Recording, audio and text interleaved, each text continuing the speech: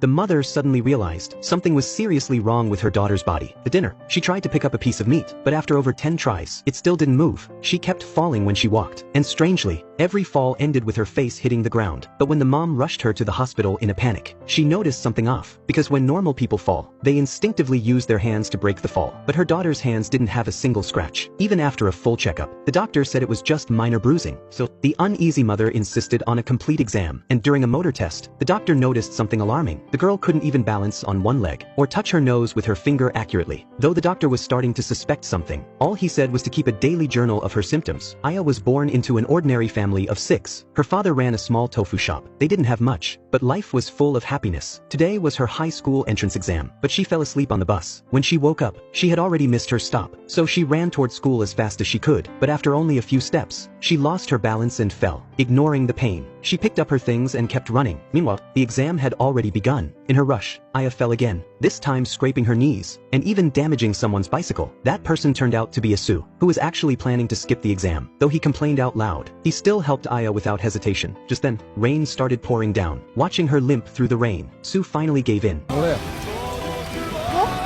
He brought Aya to the school, and after dropping her off at the nurse's office, he quietly tried to slip away, but a teacher holding test papers stopped him. She said they could take the exam right here in the nurse's office, but to keep things fair, the time limit for the first section wouldn't change. Aya was overjoyed. When Asu tried to explain, the teacher simply replied,